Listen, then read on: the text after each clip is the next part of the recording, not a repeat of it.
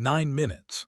That is how long it took for my entire world to flip upside down. I was standing in my own backyard, watching this woman scream into her phone about a grilling emergency while pointing at my perfectly legal barbecue. The smoke from my burgers was still rising into the summer air when she finished her call and looked at me with pure satisfaction. "The police are coming," she said, crossing her arms like she had just won some kind of victory. "You are going to jail for this." I almost laughed. Here I was, a grown man being threatened with arrest for cooking dinner on my own property. But as I watched her smug face, something clicked in my brain. All those hours I had spent researching my land purchase, all those documents I had studied, all those property records I had saved. That is when I realized she had no idea what she had just started. Let me take you back to where this all began. 3 years ago, I was living in the city, working 60-hour weeks, barely seeing sunlight except through my office window. Every morning, I would drink my coffee while staring at traffic and dream about something different, something peaceful, something that felt like home. That something turned out to be a lake cabin. Not just any lake cabin, but the most beautiful piece of waterfront property I had ever seen. The moment I drove down that gravel road and saw the water sparkling through the trees, I knew I had found my sanctuary. The cabin sat on 2 acres of pristine lakefront land, complete with a private dock, a stone fire pit, and the most perfect grilling area you could imagine. I spent months researching that property. I read every document, studied every survey, checked every record. This was not just an impulse purchase. This was my future, my escape from the chaos of city life. I had saved every penny for 2 years to make it happen. When I finally signed those papers and got the keys, I felt like I had won the lottery. The first few weekends at the cabin were exactly what I had dreamed about. I would drive up Friday evening, unpack my groceries, and fire up the grill as the sun set over the water. The smell of charcoal mixing with the fresh lake air was better than any expensive restaurant. I would sit on my dock with a cold drink, listening to the gentle lapping of waves against the shore, feeling like the luckiest person alive. The lake community seemed quiet and friendly. There were other cabins scattered around the shoreline, but everyone kept to themselves in that polite way that good neighbors do. I noticed there was some kind of homeowners association, but it seemed like a minor detail. Just a small building tucked back in the trees with a few parking spaces. I assumed it was for community events or maintenance issues, nothing that would affect my peaceful weekends. For 3 months, life was perfect. I would arrive Friday night, grill my dinner, and spend the weekend reading on the dock or kayaking around the lake. Sunday evenings were the hardest part, packing up and driving back to the city. But knowing I had this slice of paradise waiting for me made the work week bearable. I had found my rhythm. Friday night burgers, Saturday morning coffee on the dock, Saturday evening steaks, Sunday brunch on the deck. The grill became the center of my cabin experience. There is something magical about cooking outdoors when you are surrounded by nature. The food tastes better, the air smells cleaner, and the stress of everyday life just melts away. Looking back now, I realize those first 3 months were the calm before the storm. I was so focused on enjoying my new retreat that I never paid attention to the undercurrents of the community. I never noticed the way certain people watched the comings and goings of residents. I never realized that some people had appointed themselves as the unofficial guardians of lake life. I was about to learn that paradise can have a very dark side. It was a Saturday evening in late June when my peaceful world first got disrupted. I had just fired up the charcoal grill and was seasoning a beautiful ribeye steak when I heard footsteps on my gravel driveway. I looked up to see a woman marching toward me with the kind of purposeful stride that usually means trouble.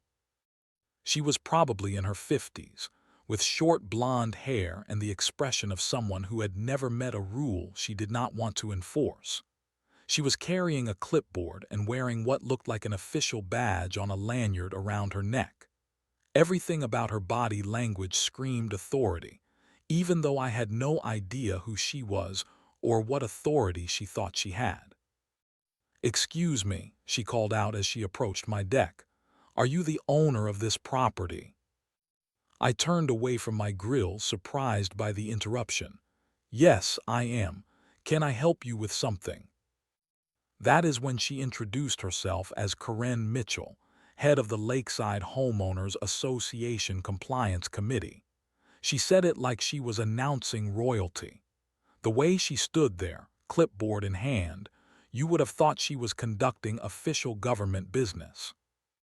"I am here about your unapproved grilling activities," she said, pointing at my barbecue like it was some kind of dangerous weapon.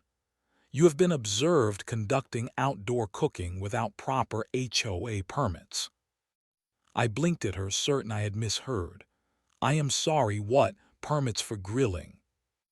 Karen flipped through the papers on her clipboard with dramatic flair.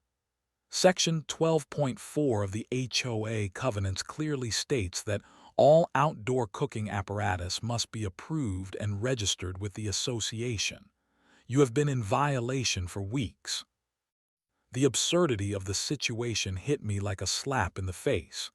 Here I was, standing on my own property, being lectured about needing permission to cook my dinner. I tried to keep my voice calm and reasonable. "I think there might be some confusion here. This is my property. I own this land. I checked all the legal requirements before I bought it." Karen's expression hardened. She clearly did not appreciate being questioned.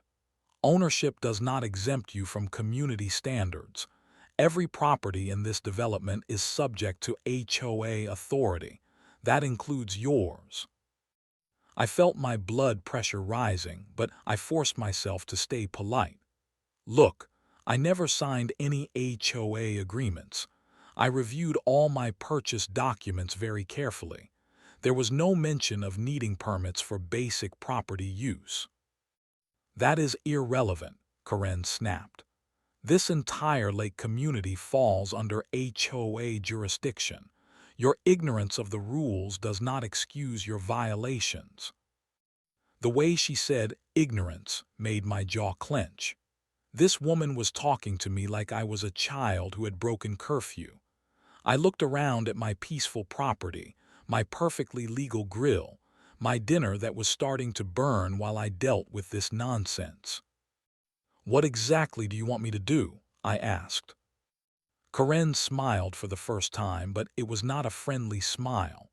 It was the smile of someone who enjoyed having power over others.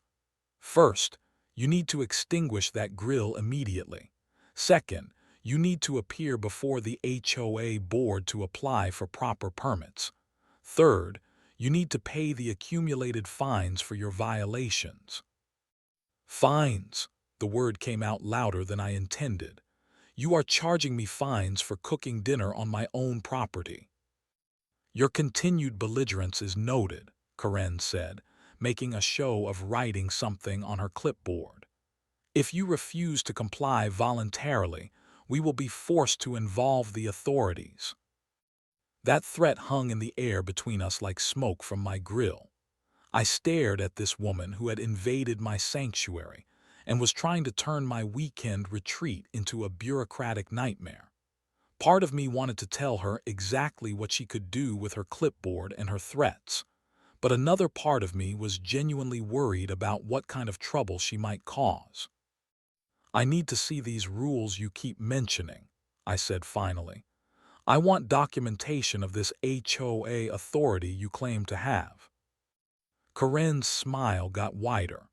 "Of course, I will have a full packet of information delivered to you this week. In the meantime, I strongly suggest you cease all grilling activities until this matter is resolved." She turned to leave, then paused and looked back at me. Oh, and if I catch you grilling again before you have proper permits, I will not hesitate to call the police. Have a pleasant evening." With that, she marched back down my driveway, leaving me standing there with a burned steak and a head full of questions. That night, I could not sleep. I kept replaying the conversation with Karen, trying to make sense of what had happened. How could someone just show up at my property and start making demands? How could there be rules I had never heard of governing land I legally owned? Something about the whole situation felt wrong, but I needed facts, not feelings. The next morning, I drove back to the city and went straight to my home office. I pulled out every document from my property purchase and spread them across my desk. Purchase agreement, deed, title insurance, survey maps, inspection reports. I had kept everything in a meticulous file because this cabin represented the biggest investment of my life. I started with the deed. Clear title, no restrictions, no mention of any homeowners association. I moved to the purchase agreement. Again, no HOA disclosures, no mention of covenants or restrictions. According to every legal document I possessed, I owned my land free and clear with no encumbrances. But Karen had seemed so confident, so certain of her authority. I decided I needed to dig deeper. I spent the entire Sunday researching property records online, tracing the history of my land back through previous owners. What I found was fascinating and disturbing. My property had originally been part of a much larger tract of land that was developed in the 1980s. Most of that tract had been subdivided into the current lake community, with homes, roads, and common areas.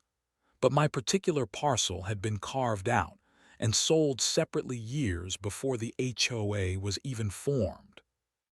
The more I researched, the more confused I became.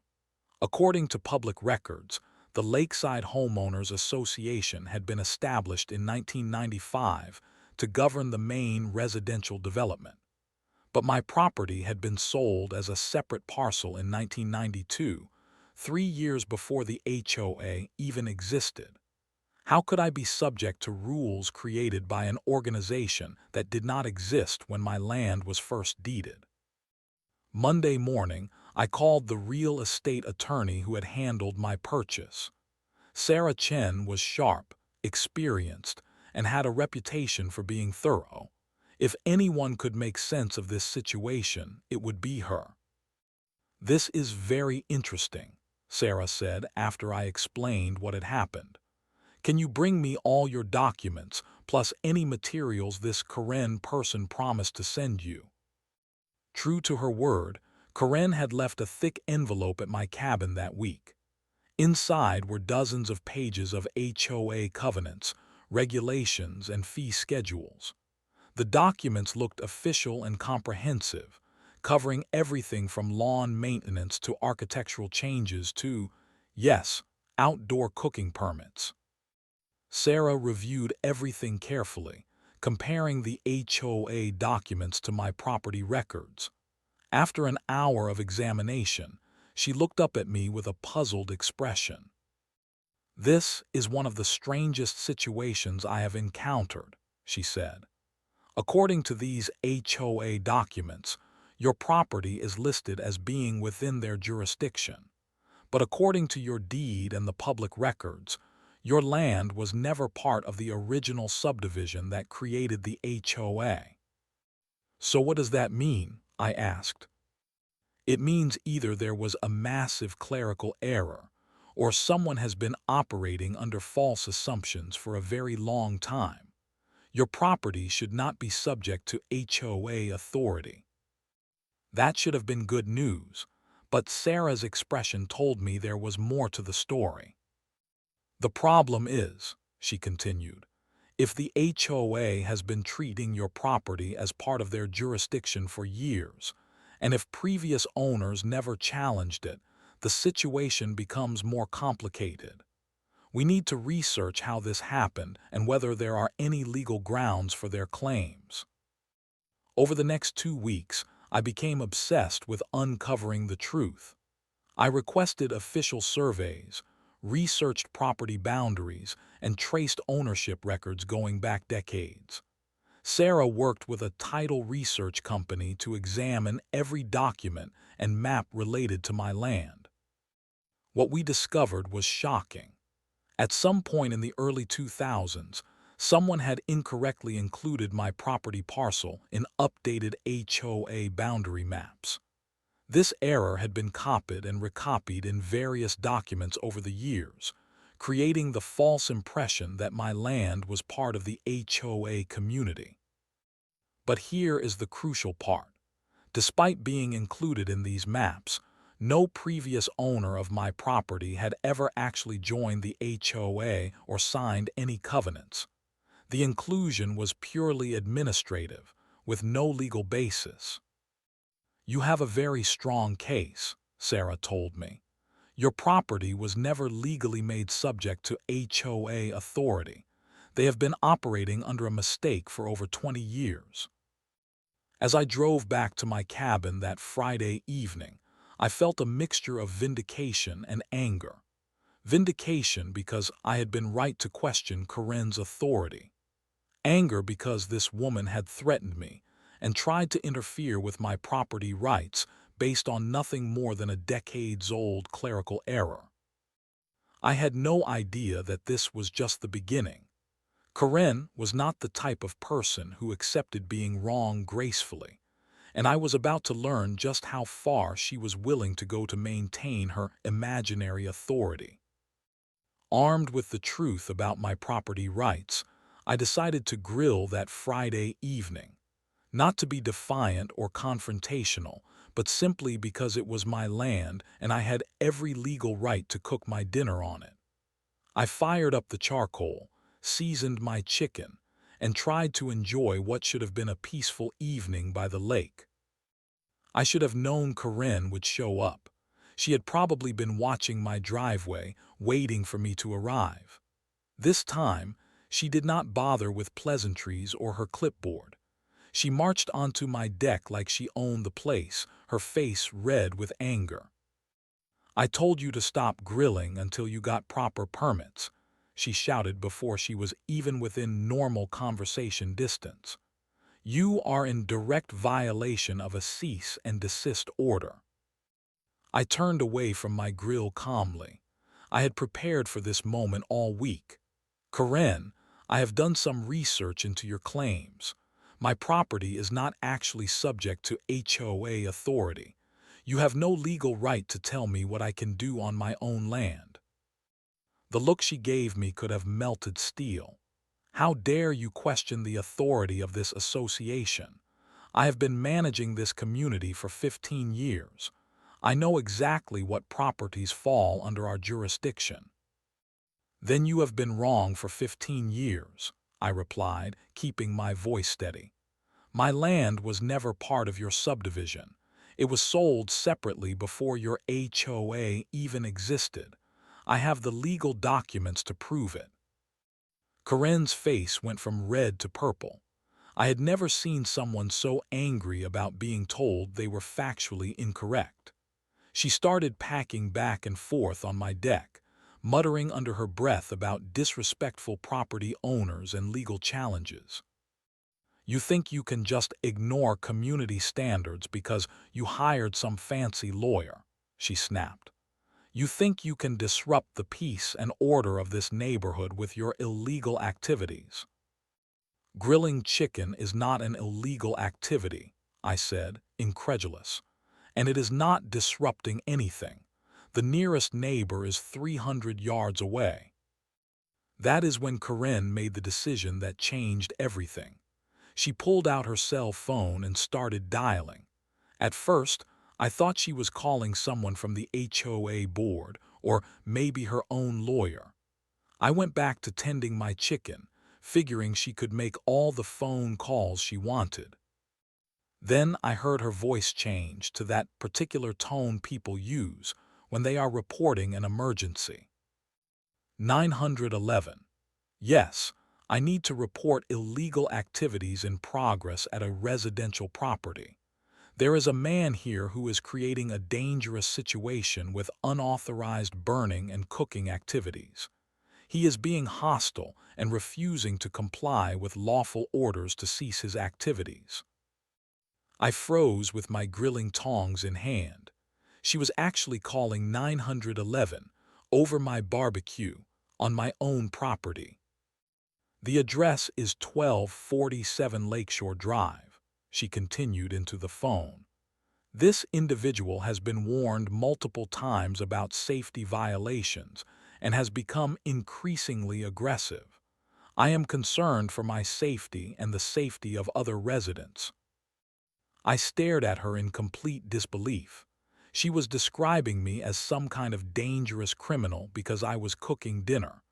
The absurdity of it was so extreme that I almost started laughing. Almost.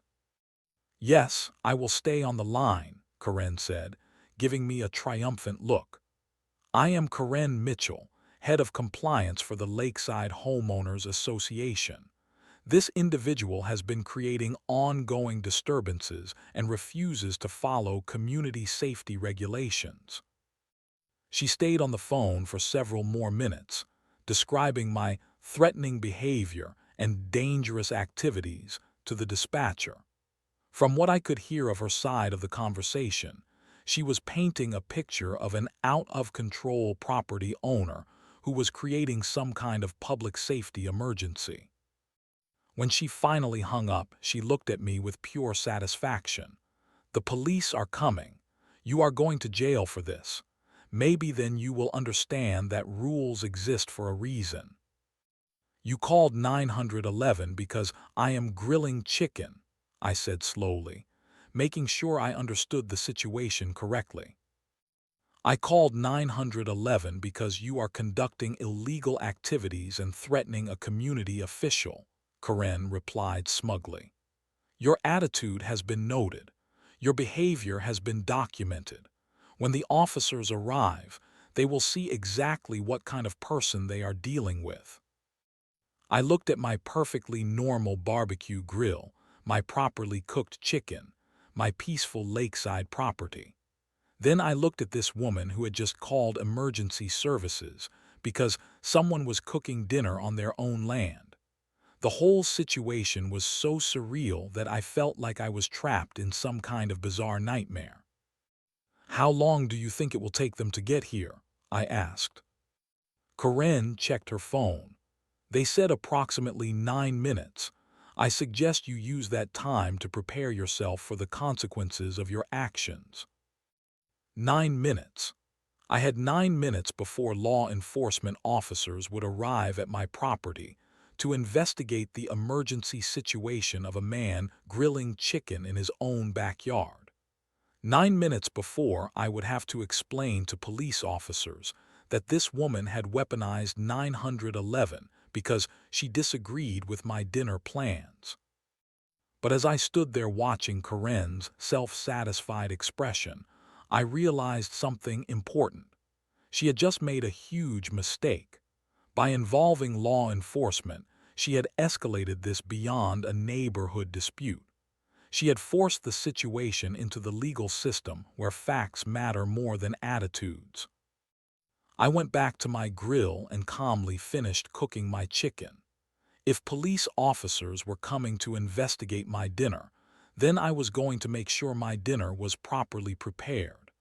And I was going to make very sure they understood exactly what kind of emergency they had been called to investigate. Those 9 minutes felt like the longest 9 minutes of my life. The police arrived exactly 9 minutes later.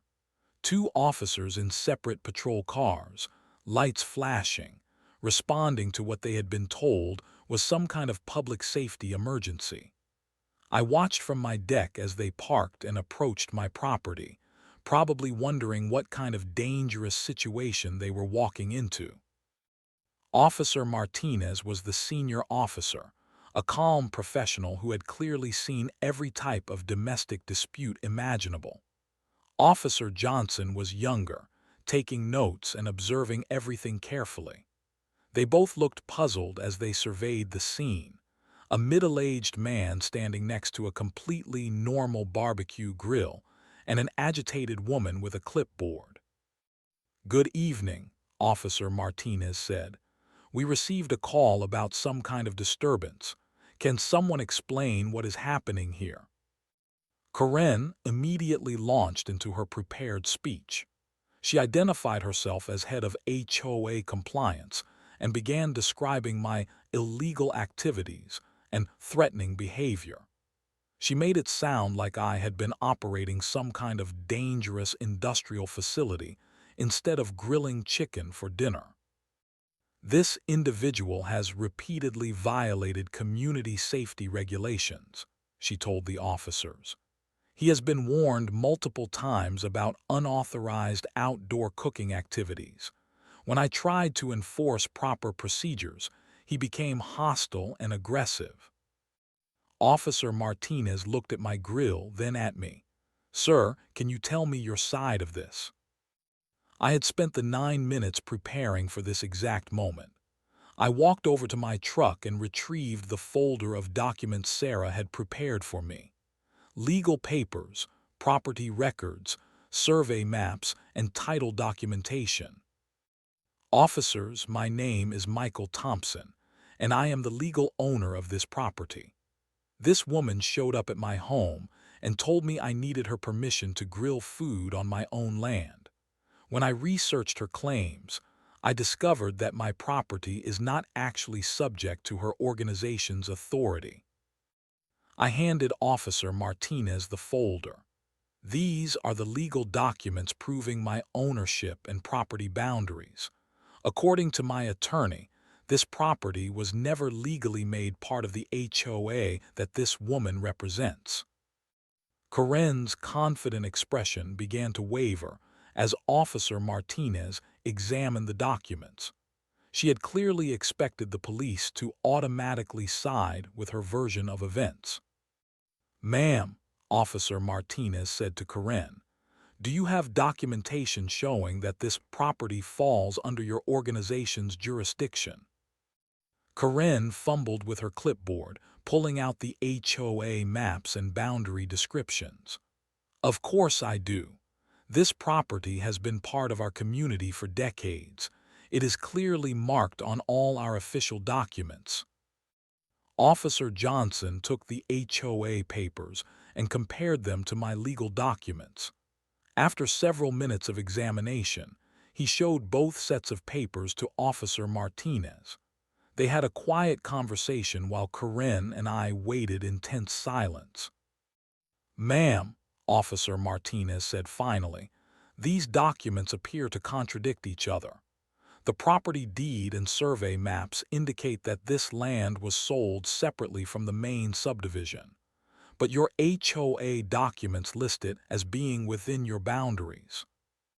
Karen's face flushed red. "That is impossible. I have been managing this community for 15 years. I know every property that falls under our authority." "With respect, ma'am, legal documents do not lie," Officer Johnson said. "And based on what we are seeing here, it appears that this gentleman's property was never actually made subject to HOA control." The moment of truth had arrived. I could see the realization dawning on Karen's face as the officers continued examining the evidence. Her clipboard authority meant nothing when confronted with actual legal facts. "But he was being threatening," Karen insisted, her voice getting higher and more desperate. "He refused to follow proper procedures. He was hostile and aggressive." Officer Martinez looked at me. "Sir, did you threaten this woman in any way?" "No, officer. I told her that my research showed she had no authority over my property. I remained on my own land the entire time. The only thing I did was continue cooking my dinner." "Ma'am, what exactly did this gentleman do that made you feel threatened?" Officer Johnson asked. Karen seemed to realize that her story was falling apart. He questioned my authority. He refused to stop his illegal activities. He was very disrespectful." Being disrespectful is not a crime, Officer Martinez said gently but firmly. And cooking food on your own property is certainly not illegal. The silence that followed was deafening. Karen stood there holding her clipboard, the symbol of the authority she thought she possessed, while two police officers essentially told her that she had been wrong about everything. "Officers," I said carefully, "I want to be clear that I have no desire to press charges or cause trouble for anyone. I just want to be able to use my own property without harassment." Officer Martinez nodded. "That seems reasonable. Ma'am, based on the documentation we have reviewed, it appears that you may have been operating under incorrect assumptions about your authority over this property." Karen's world was crumbling before her eyes. The power she had wielded for 15 years, the authority she had used to control her neighbors, the position that defined her identity, all of it was built on a mistake. "This cannot be right," she whispered. "There has to be some mistake. The HOA board would never have let this happen." But even as she said it, I could see that she was beginning to understand the truth. Her organization had been claiming authority over my land for years without any legal basis. They had been collecting fees, issuing violations, and enforcing rules on a property that was never actually under their control. Officer Martinez closed his notebook. "We are going to file a report about this incident. Ma'am, I strongly suggest you have your organization review its property boundaries and legal authority before taking any further enforcement actions." As the officers prepared to leave, Karen made one last desperate attempt to salvage her position. "You do not understand. This sets a terrible precedent if people think they can just ignore community standards." "Ma'am," Officer Johnson interrupted, "people cannot ignore standards that do not legally apply to them." And with that simple statement, 15 years of Karen's imaginary authority came to an end. The police had been gone for less than an hour when I realized the full implications of what had just happened. Karen had not just been wrong about my property. She had been spectacularly, embarrassingly wrong in front of law enforcement officers. But more importantly, her desperate 911 call had opened a door I had not even known existed. I called Sarah Chen first thing Monday morning and explained everything that had happened over the weekend.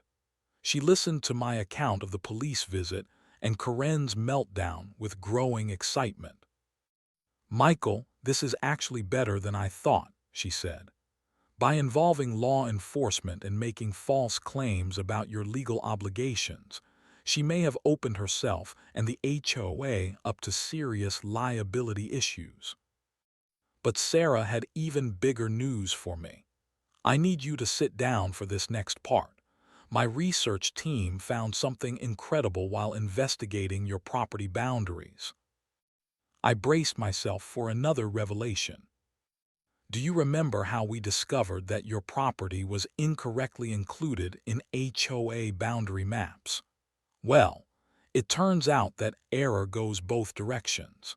There is a parcel of land that should have been included in your property deed, but was mistakenly left out of the legal description." "What kind of parcel?" I asked. Sarah's voice was barely containing excitement. "The parcel where the HOA building sits, along with their parking lot, maintenance facility, and community mailbox station." The words hit me like a lightning bolt. "Are you saying—" "I am saying that according to the original survey maps and land records, the HOA has been operating their facilities on your land for over 20 years, without permission, without paying rent, without any legal right to be there." I sat in stunned silence as Sarah explained the research. When my property was originally carved out of the larger tract in 1992, the surveyor had made an error in the legal description. A critical piece of land had been omitted from my deed, even though it was clearly within the boundaries shown on the survey maps. "How is this possible?" I asked. "Clerical errors happen more often than you would think," Sarah explained. "The survey was correct, but when the legal description was typed up for the deed, someone made a mistake. That mistake was then copied into every subsequent document." "So what does this mean legally?" "It means we need to file a court action to correct your deed and establish your rightful ownership of the entire property as originally surveyed. And it also means that the HOA has been trespassing on your land for decades." The irony was so perfect it felt like something out of a movie. Karen had spent 15 years claiming authority over my property, when in reality, I owned the land her entire organization was built on. That evening, I drove back to my cabin with a completely different perspective. Instead of seeing the HOA building as a symbol of unwanted authority, I now saw it as an illegal structure built on my land without permission. The parking lot where Karen had probably planned her campaign of harassment against me. Also my land. The community mailbox where HOA notices were distributed, built on my property. Sarah wasted no time filing the necessary legal papers. Within 2 weeks, we had a court hearing scheduled to correct my property deed. The evidence was overwhelming: original survey maps, historical land records, and documentation showing that the HOA facilities had been built on land that should have been included in my property. The hearing was almost anticlimactic. The judge reviewed the evidence, confirmed the surveyor's error, and ordered the deed correction. Just like that, I officially owned an additional 3 acres of prime lakefront property, including every structure the HOA had built. But the real drama happened when the court clerk served notice to the Lakeside Homeowners Association that they were occupying private property without permission and needed to vacate within 30 days. Karen's reaction was everything I could have hoped for. According to neighbors who witnessed the scene, she arrived at the HOA building that morning to find the eviction notice posted on the front door. She apparently stood there reading it over and over, as if the words would somehow change.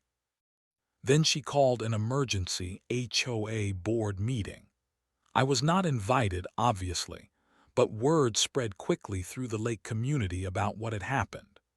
The woman who had terrorized property owners for 15 years with her clipboard and her threats had just discovered that her own organization was illegally squatting on someone else's land. The HOA board members were in full panic mode. They had been collecting dues, maintaining facilities, and operating as a legitimate organization on property they had no right to occupy. The potential legal and financial implications were staggering. That is when Karen made her final mistake. Instead of accepting the reality of the situation and trying to negotiate some kind of reasonable solution, she decided to fight. She hired a lawyer and filed an appeal, claiming that adverse possession laws gave the HOA legal right to the land after occupying it for so many years. It was a desperate legal strategy that had almost no chance of success. Adverse possession requires open, notorious, and hostile occupation of land with the knowledge that you do not own it. The HOA had not been occupying my land hostilely. They had been operating under the mistaken belief that they owned it legally. More importantly, adverse possession claims cannot succeed when the occupation began due to a mutual mistake. Since both sides had operated under the incorrect assumption that the land belonged to the HOA, the legal requirements for adverse possession were not met. Sarah dismantled their legal argument in less than a week. The appeal was denied, and the eviction order stood. The HOA had 30 days to remove all their facilities from my property or face trespassing charges. But Karen was not done yet. She had one more card to play, and it was the most desperate move of all. She called a community meeting to rally support against me, painting me as an outsider trying to destroy their peaceful lake community. That meeting did not go the way she planned. The community meeting Karen organized was supposed to be her last stand, her final attempt to rally the neighborhood against the property owner who had dared to challenge her authority. She had spent weeks building her case, telling anyone who would listen that I was trying to destroy their peaceful lake community with frivolous legal challenges. What she had not counted on was how tired people had become of her rule. I arrived at the meeting to find the room packed with residents I had never met. Karen stood at the front with a PowerPoint presentation ready, looking confident and in control. She began with a passionate speech about community values and the importance of maintaining order and standards. "This individual," she said, pointing at me, "wants to tear down everything we have built here. He wants to destroy our HOA, eliminate our community standards, and turn our peaceful neighborhood into chaos."